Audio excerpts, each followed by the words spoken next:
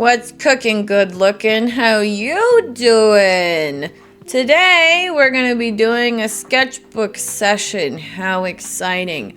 Because we're celebrating Ryūnosuke Akutagawa's birthday, which was actually on March 1st, but because I am a little bit of a goblin and I have too many projects going on at once, I decided, well, better late than never.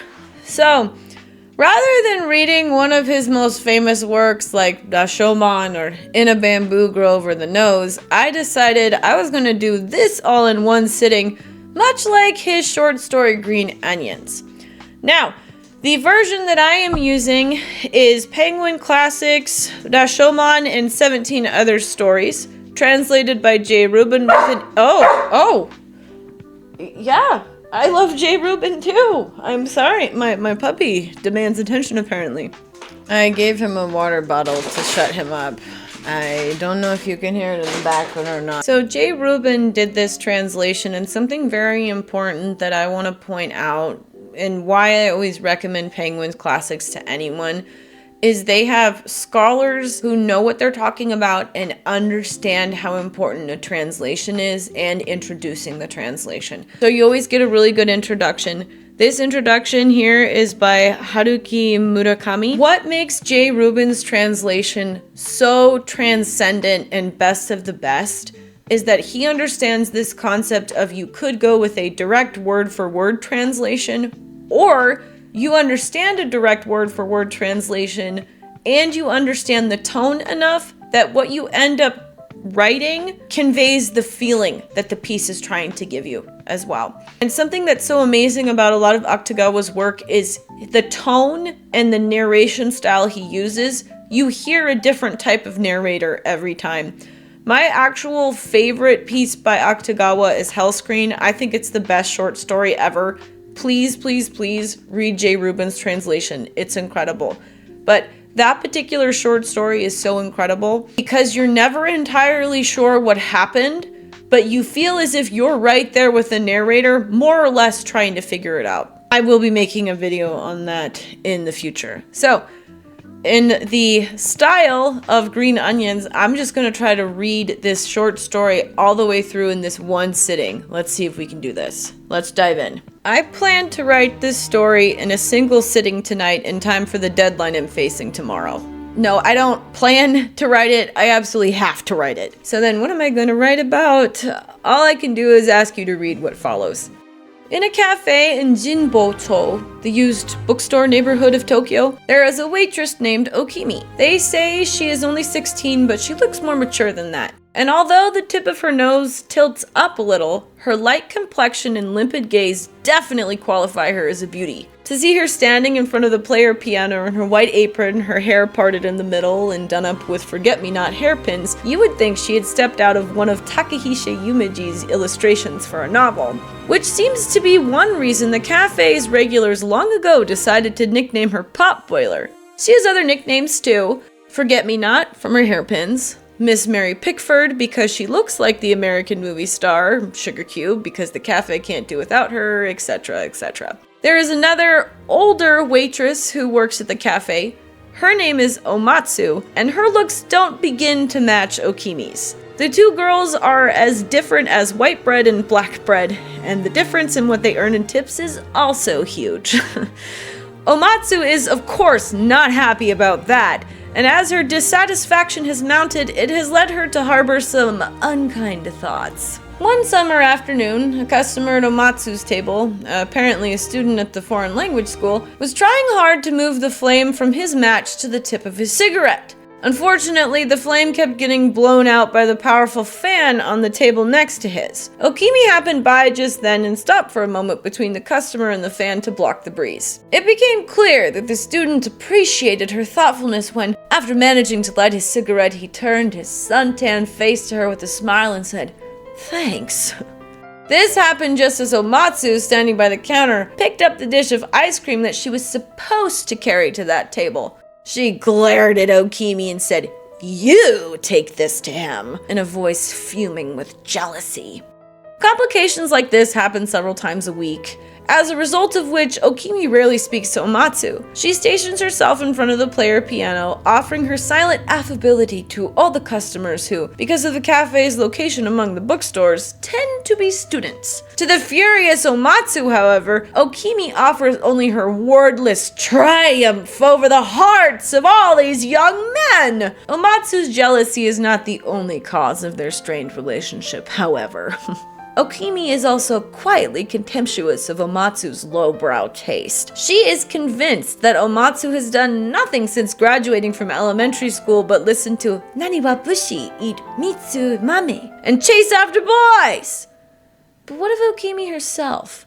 What kind of taste does she have? To discover the answer to that, we should depart this bustling cafe scene for a moment and peek into a room over a beauty parlor at the far end of a nearby alley. Okimi rents this room, and this is where she spends most of her time when she is not waiting on tables at the cafe. It is a low-ceilinged six-mat room. The western sun shines through its only window, from which there is nothing to be seen but tile roofs. A desk draped in printed cotton is set against the wall beneath the window. I call this piece of furniture a desk for convenience's sake. In fact, it is just a worn old table with stubby legs. Atop this desk sits a row of books in hard western bindings, which are also old-looking. The Cuckoo, collected poems of Tosan, The Life of Matsue Sumako, The Nuasago Diary, Carmen, and High on the Mountain Looking Down in the Valley. Next to these are some women's magazines. Unfortunately, there is not a single volume of my stories to be seen. Next to the desk is a tea cabinet from which the varnish is peeling, and on top of that is a slender-necked glass vase in which is gracefully displayed an artificial lily that is missing a single petal. I'd guess that if the petal were still attached, the lily would still be decorating a table at the cafe. Finally, on the wall over the tea cabinet are tacked up a few pictures that seem to come from magazines. The one in the middle is Genroku Woman by our dear Kaburagi Kiyokata. The little one below and overshadowed by it is probably a Raphael Madonna or some such thing. Meanwhile, above the Genroku beauty, a woman sculpted by Kitamura Shikai is making lascivious eyes at her neighbor, Beethoven. This particular Beethoven, however, is just someone whom Okimi takes to be Beethoven. In fact, he is the American President Woodrow Wilson, which is really too bad for old Kitamura Shikai. This then should tell you more than you ever wanted to know about the artistically rich coloration of Okimi's cultural life. And in fact, when Okimi comes home from the cafe late at night, she invariably sits beneath the portrait of Woodrow Wilson, alias Beethoven, reads more of the Cuckoo, gazes at her artificial lily, and indulges in an artistic ecstasy far more steeped in sentimentalism than even the famous moonlit shore scene in the movie version of the Shinpa tragedy based on the Cuckoo. One spring night, when the cherry trees were in bloom, Okimi was alone at her desk almost till the cock's first crow, writing on page after page of pink letter paper. She did not seem to notice when one finished page fell under the desk. It remained there after the sun came up and she left for the cafe. The spring breeze then blew in through the window, lifted the sheet of paper and carried it down the stairs where the hairdresser's two mirrors stood in their saffron cotton slipcovers. The beautician downstairs knew well that Okimi often received love letters, and she assumed that this sheet belonged to one of those. Out of curiosity, she decided to read it, but she was surprised to find that the handwriting seemed to be that of Okimi herself, and that it was addressed to a woman. My heart feels ready to burst with tears when I think of the time you parted from your dear Takeo. Takeo was the hero of the Cuckoo. So Okimi had stayed up practically the whole night writing a letter of condolence to Namiko, the heroine of the novel. I have to admit that as I write this episode, I can't help smiling at Okimi's sentimentalism, but my smile contains not the slightest hint of meanness. In addition to the artificial lily, the collected poems of Tosan, and the photo of Raphael's Madonna, Okimi's second-floor room contains all the kitchen tools she needs to survive without eating out. In other words, These kitchen tools symbolize the harsh reality of her life in Tokyo. Yet, even a desolate life can reveal a world of beauty when viewed through a mist of tears. Okimi would take refuge in the tears of artistic ecstasy to escape the persecutions of everyday life. In such tears, she need not think about her 6 yen monthly rent or the 70 cent it cost for a measure of rice. Carmen has no electric bills to worry her. She only has to keep her castanets clicking. Namiko does suffer as she lies dying of tuberculosis, deprived of her beloved husband by her cruel mother-in-law, but she never has to scrape up money for her medicine. In a word, tears like this light a modest lamp of human love amid the gathering dusk of human suffering. Ah, yes. I imagine Okimi all alone at night when the sounds of Tokyo have faded away, raising her tear-moistened eyes toward the dim electric lamp, dreaming dreams of the oleanders of Cordoba and the sea breeze of Namiko's sushi, and then... Damn it! Ugh. Meanness is the least of my sins. If I'm not careful, I could just as easily be swept away by the sentimentalism as Okimi! And this is me talking, the fellow the critics are always blaming for having too little heart and too much intellect. Okimi comes home from the cafe late one winter night, and at first she sits at her desk as usual, reading the life of Matsui Sumako or some such thing. But before she has completed a page, she slams the book down on the tatami-matted floor as if it had suddenly come to disgust her. She then turns sideways and leans against the desk, chin on hand, staring indifferently towards the portrait of Beethoven on the wall. Something is clearly bothering her. Has she been fired from the cafe? Has Umatsu turned nastier? Has a decayed tooth begun to ache? No. The trouble now gripping Okimi's heart is nothing so mundane. Like Namiko, like Matsui Sumako, Okimi is suffering from love. Who then is the object of her affections? Fortunately for us, Okimi is apparently going to remain quite still, staring at Beethoven on the wall, and so, in the interval, let me give you a quick introduction to the lucky man. The object of Okimi's affections is a young fellow named Tanaka, an unknown, let's say, artist. I call him that because he writes poetry, plays the violin, paints in oils, acts on the stage, knows the 100 Poets card game inside out, and has mastered the lute for the martial music of Satsuma. With so many talents, it's impossible to say which is his profession and which are mere hobbies. As for the man himself, he has the smooth features of an actor. His hair grows like the surface of an oil painting. His voice is as gentle as a violin. The words he speaks are as well chosen as the poems.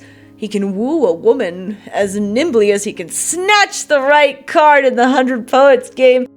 And he can skip out on a loan with the same heroic energy he brings to singing with his Satsuma lute. He wears a broad-brimmed black hat, inexpensive tweeds, a deep purple ascot, you get the picture. Come to think of it, Tanaka is a well-established type, 2 or 3 of whom are always scowling at the masses in any bar or cafe in the university district, in any concert at the YMCA or the Music Academy, though only in the cheapest seats, and at any of the more stylish art galleries. So, if you would like a clearer portrait of young Mr. Tanaka, go to one of those places and have a look for yourself. I refuse to write another line about him. Besides, while I've been sweating over this introduction to Tanaka, Okimi has gotten up from her desk, has opened the shoji, and is now looking out at the cold moonlit night. The light of the moon over the tile roofs shines down upon the artificial lily in its slender-necked glass face, the little Raphael Madonna, and Okimi's upturned nose. It does not, however, register upon the girl's limpid gaze. Neither do the frosty tile roofs exist for her. Young Tanaka walked her home from the cafe tonight, and the two have agreed to spend tomorrow evening in each other's pleasant company. Tomorrow is the one day that Okimi has off this month. They are to meet at the Ogawamachi streetcar stop and go to see the Italian circus that is presently set up in Shibaura. Okimi has never gone out alone with a man before, so when she thinks about stepping out with Tanaka like a pair of sweethearts going to the circus at night, the sudden realization sets her heart aflutter. To Okimi, Tanaka is like Alibaba after he has learned the magic spell that will open the treasure cave. What kind of unknown pleasure garden will appear before her when the spell is uttered? For some time now, Okimi has been gazing at the moon without seeing it. For what she has been picturing in her throbbing breast, throbbing like a windswept sea or like the engine of an accelerating bus, is a vision of this mysterious world to come. There, on avenues buried in blooming roses, lie numberless cultured pearl rings and imitation jade obi clasps scattered in profusion. Like dripping honey, the gentle voice of the nightingale has begun to sound from above the Mitsukoshi department store banner. And in a marble-floored palace, amid the fragrance of olive blossoms, the dance of Douglas Fairbanks and the lovely Mori Ritsuko seem to be entering its most wonderful passage. Let me add something here in defense of Okimi's honor. Across the vision that Okimi was picturing for herself just now, ominous dark clouds would pass from time to time as if to jeopardize her entire happiness. True, Okimi loves young Tanaka, but the Tanaka she loves is a Tanaka on whose head her artistic ecstasy has placed a halo. A Sir Lancelot who writes poetry, plays the violin, paints in oils, acts on the stage, and is skilled at both the 100 Poets card game and the Satsuma lute.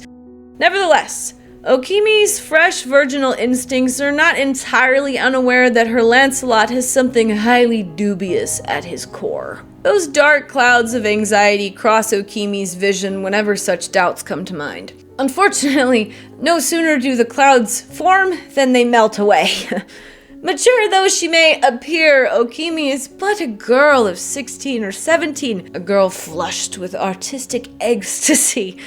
No wonder she rarely takes note of clouds except when she is worried about having her kimono rained on, or is exclaiming in admiration for a picture postcard of a Rhine River sunset. How much less does she do so when on avenues buried in blooming roses, numberless cultured pearl rings, and imitation jade obi clasps? The rest of this is the same as in the passage above, so please just reread that. Like Purvi de Chavon Saint Genevieve, Okimi stood there for a long time, gazing at the tile roofs in the moonlight until she sneezed once, banged the windows shoji closed, and went back to sitting sideways at her desk. What did she do until 6 p.m. the following day?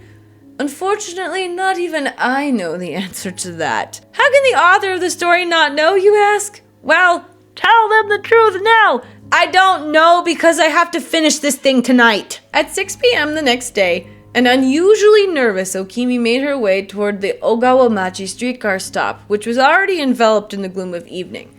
She wore a deep purple silk crepe coat of dubious quality and a cream-color shawl. Tanaka was there as promised, waiting beneath a red light and wearing his usual broad-brimmed black hat low over his eyes. Under his arm he carried a slim walking stick with a nickel-silver cap, and the collar of his white-striped short overcoat was turned up. His pale face glowed more handsomely than ever. That and the light smell of his cologne told her that he had taken special pains with his grooming tonight. "Have I kept you waiting long?" Okimi asked, a little breathless as she looked up at him. "No, forget it," he replied with a magnanimous flourish, fixing his gaze on her, his eyes hinting at a somewhat inscrutable smile. Then, with a quick shiver, he added, "Let's walk a little." But he did more than say the words. He was already walking down the crowded avenue beneath the arc light towards Sudacho. Strange. The circus was in Shibaura. Even if they were gonna walk there from here, they should be heading toward Kandabashi. Still standing in place, Okimi held down her cream-colored shawl, which was flapping in the dust-laden wind. "That way?" she asked, looking puzzled. "Uh-huh," he called out over his shoulder, continuing on towards Sudacho. Okimi had no choice but to hurry and catch up with him. They stepped gaily along beneath a row of leafless willows. At that point, Tanaka got that inscrutable smile in his eyes and peered sidelong at Okimi, saying, "I'm sorry to have to give you the bad news, but the circus at Shibaura ended last night. So let's go to this house I know and have dinner or something. What do you say?" "That's fine with me," Okimi said in a tiny voice that trembled with hope and fear as she felt the soft touch of Tanaka's hand taking hers. Tears of deep emotion came to her eyes, just as they did when she read the cuckoo.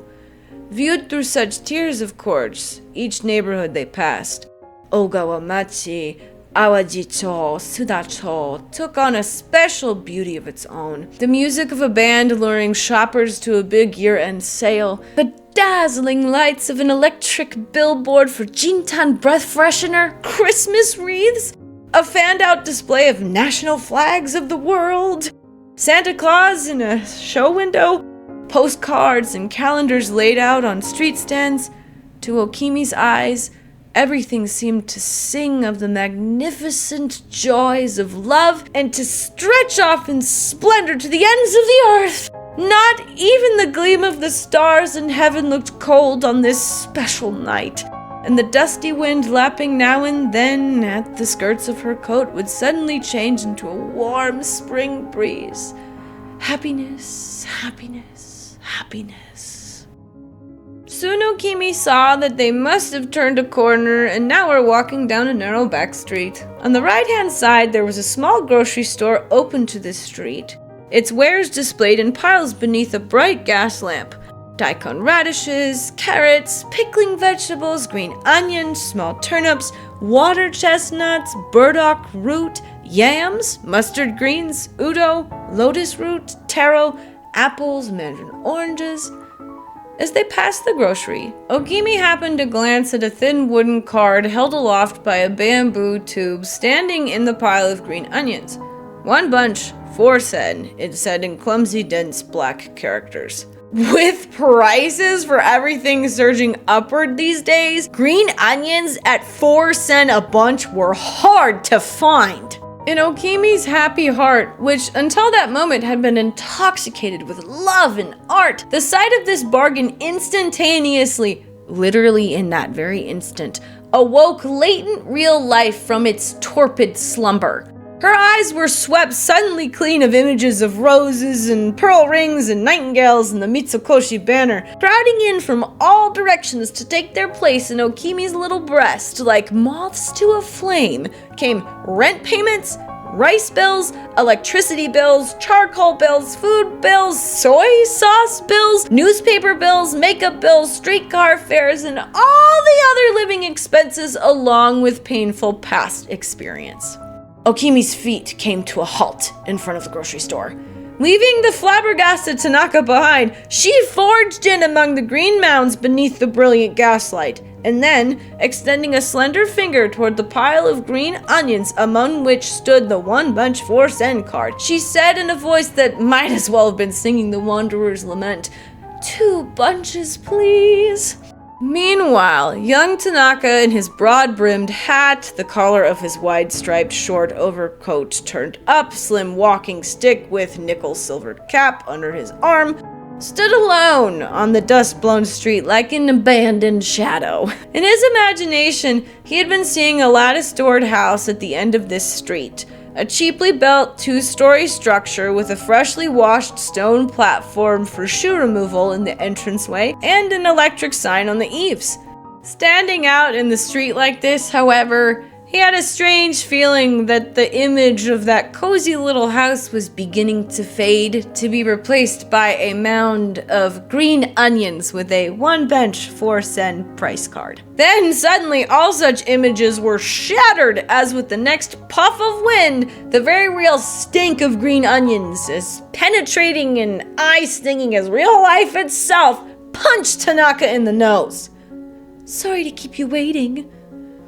Poor, sad-eyed Tanaka stared at Okimi as if he were seeing a wholly different person. Hair neatly parted in the middle and fastened with forget-me-not hairpins, nose tilted slightly upward, Okimi lightly pressed her chin down on her cream-colored shawl as she stood there holding her 2 bunches for 8 sen green onions in one hand, a happy smile dancing in her limpid gaze. I did it! I finished the story! The sun should be coming up any minute now. I hear the chill-sounding crow of the rooster outside, but why do I feel so depressed even though I've managed to finish writing this? Okimi made it back unscathed to her room over the beauty parlor that night, but unless she stops waiting on tables at the cafe, there's no saying she won't go out with Tanaka alone again. And when I think of what might happen then, what happens then will happen then. No amount of worrying on my part now is going to change anything. Alright, that's it. I'm going to stop writing. Goodbye, Okimi. Step out again tonight as you did last night. Gaily, bravely, to be vanquished by the critics! And I have finished recording this all in one sitting. Great. Narratorception. I'm tired. This took me about 2.5 hours. Goddess bless. I will see you guys on the next one. Happy birthday, Akutagawa. I love you, Jay Rubin. Let's get it. See you on the next one.